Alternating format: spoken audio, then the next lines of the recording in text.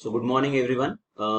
आज हम देखेंगे करंट इलेक्ट्रिसिटी चैप्टर से एक टॉपिक जो कि है heating effect of electric current. So नाम को देख के बस ऐसे लगता है कि जब अपन इलेक्ट्रिक करंट पास करते हैं किसी कंडक्टर से तो वहां पे आपको जो आपका जो कंडक्टर होता है वो हीट होता है।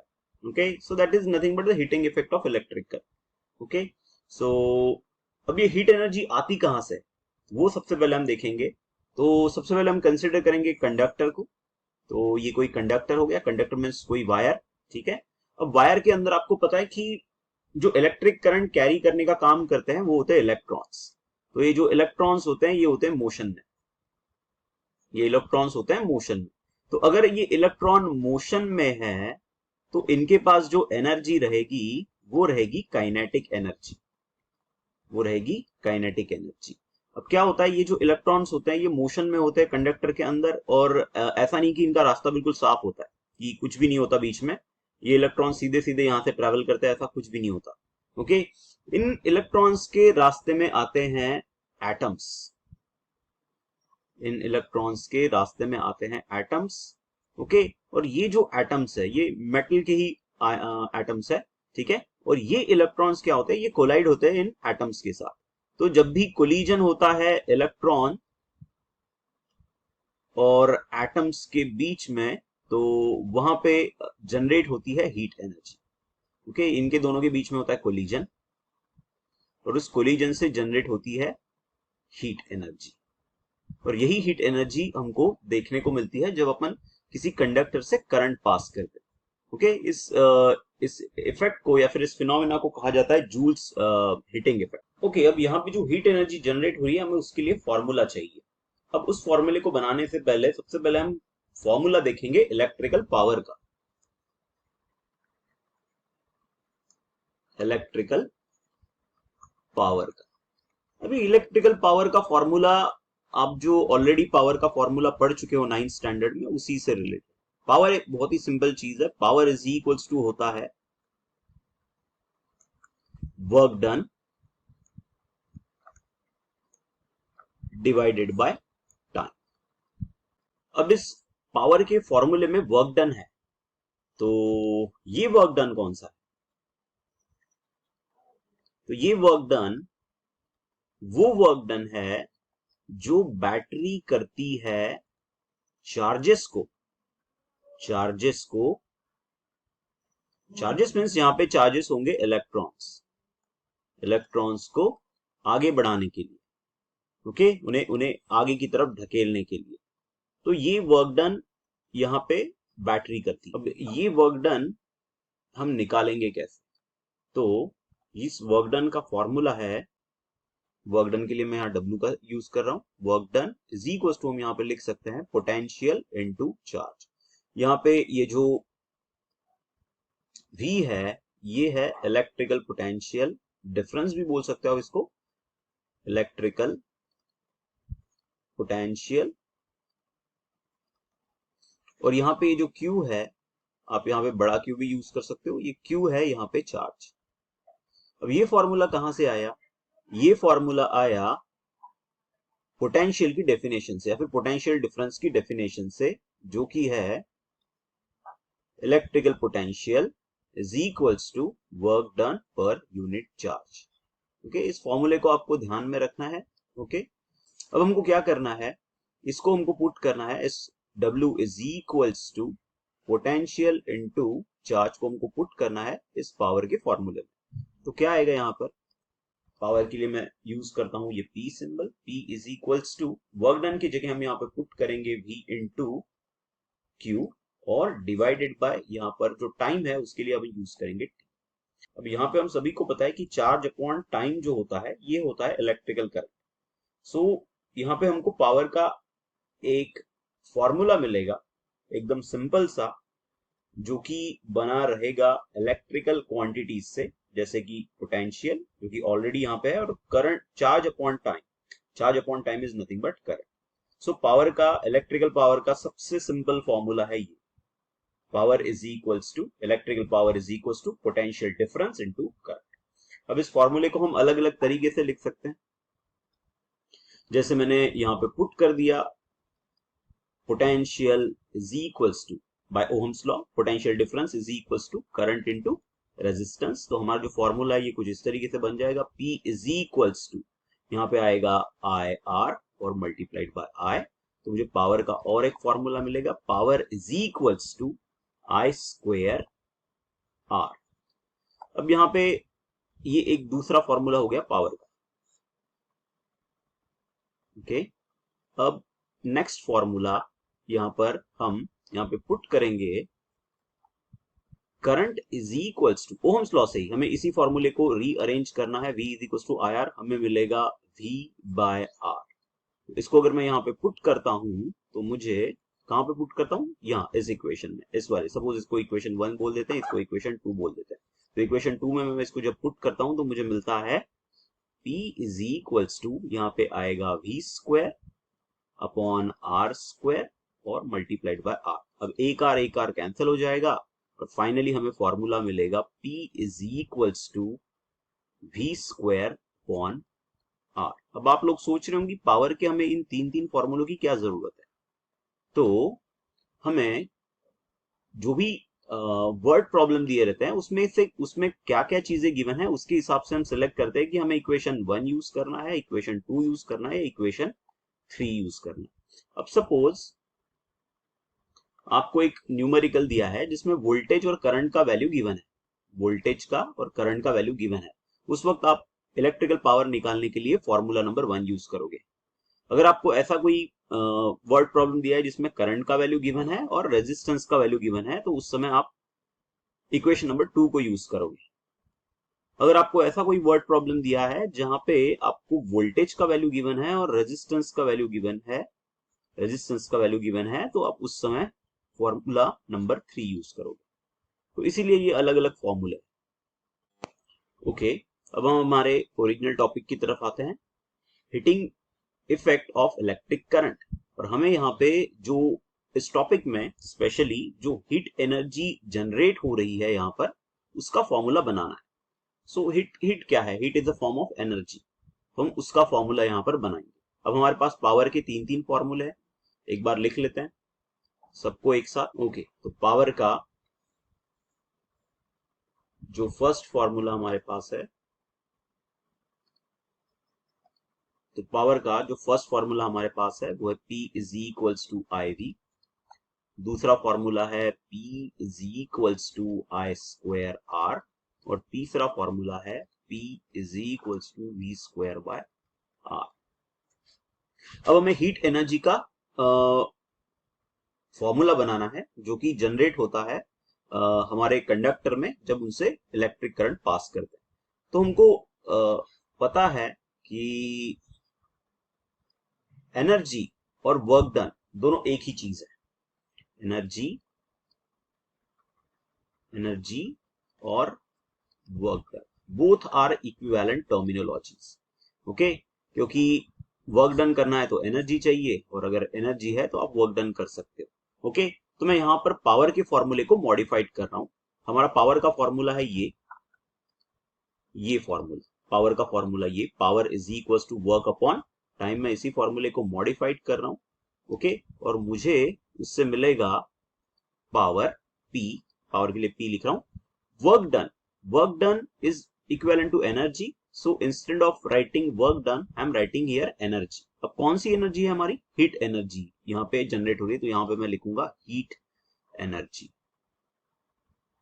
और डिवाइडेड बाय टाइम।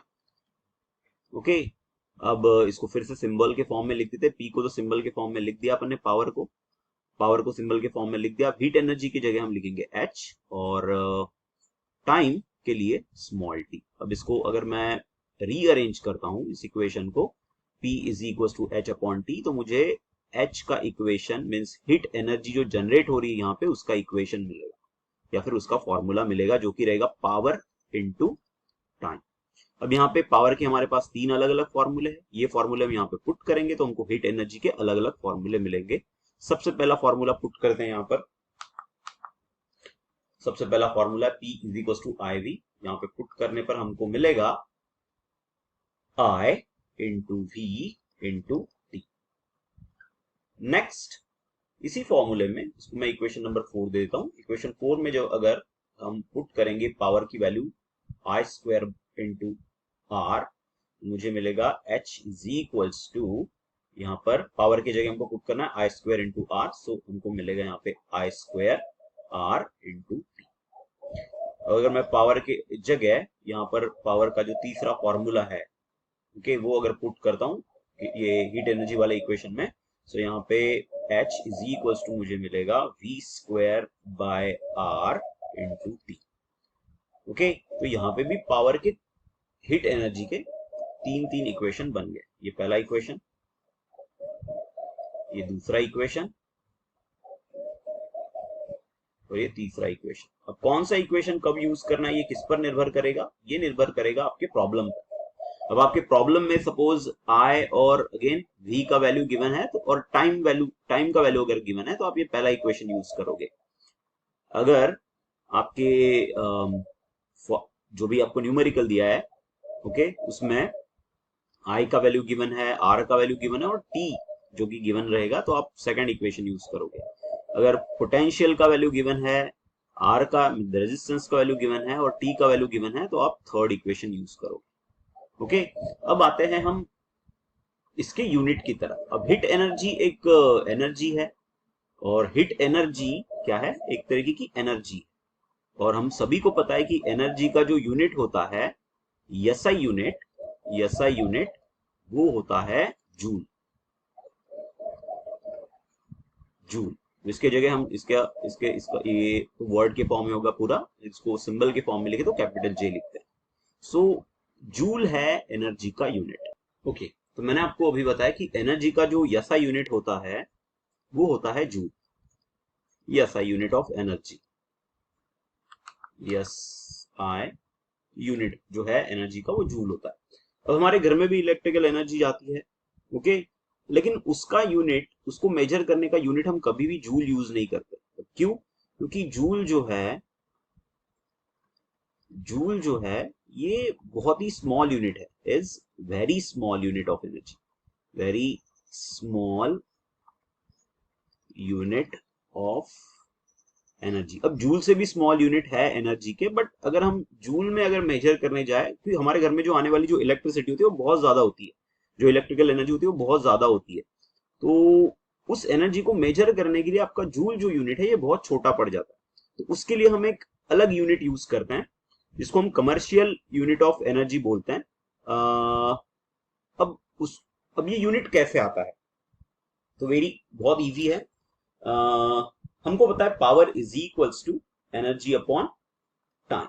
ओके, अब टाइम को इधर भेज देते हैं, तो टाइम को अगर हमने इधर भेजा तो वो मल्टीप्लीकेशन में चले जाएगा, यहाँ पे आएगा energy is equals to power into time. अब हमको यहाँ पे क्या करना है, हम जो हमारा पावर मेजर कर रहे हैं इसको हम मेजर करेंगे किलोवाट, इसमें किलोवाट में, और टाइम को हम मेजर करेंगे आवर्स में। तो आप सभी को पता है कि किलो आर जो है ये टाइम का बड़ा यूनिट है, क्योंकि टाइम का छोटा यूनिट हमको जो पता है वो है सेकंड, सेकंड से बड़ा होता है मिनट और उससे बड़ा होता है हार। अब किलोवाट, वैट हमको पता है, वैट जो है ये एसआई यूनिट है पावर का। Okay, so power is equals to, हमको पता है पावर इज इक्वल्स टू क्या होता है, एनर्जी अपॉन टाइम या फिर वर्क डन अपॉन टाइम। तो एनर्जी का यूनिट है यहाँ पर जूल और टाइम का यूनिट है सेकंड। सो जूल पर सेकंड को हम बोलते हैं वैट, जूल पर सेकंड को हम बोलते हैं वैट। तो हम यहाँ पे वैट यूज नहीं कर रहे हैं, हम यहाँ पे किलोवाट यूज कर रहे हैं। अभी एक किलोवाट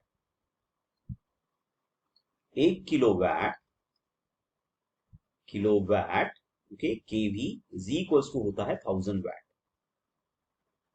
ठीक है, तो यहाँ पे फिर जो यूनिट बन जाता है एनर्जी का वो बनता है, देखो यहाँ पे जो नया यूनिट हमारा बना है कमर्शियल यूनिट, वो कैसे बना है, किलोवाट आवर।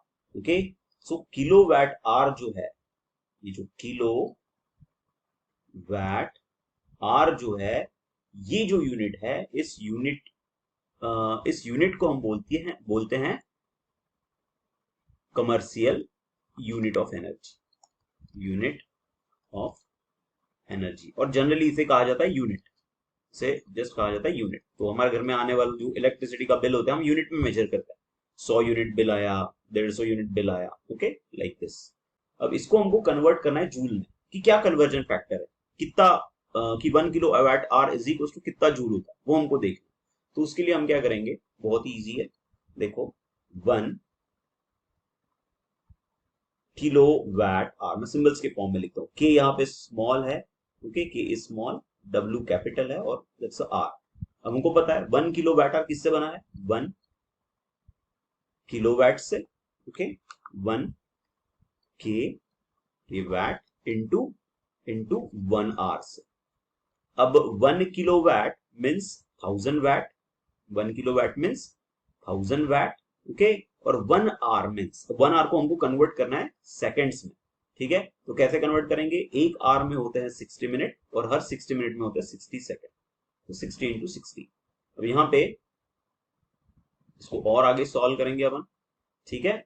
सो 1000 जैसे का वैसा, ठीक है, और ये मल्टीप्लाई, और ये जो वैट है यहाँ पर, वैट का मतलब मैंने आपको अभी बताया, watt is nothing but joule per second, ठीक है, यहाँ पे आप देख सकते हो watt is nothing but joule per second.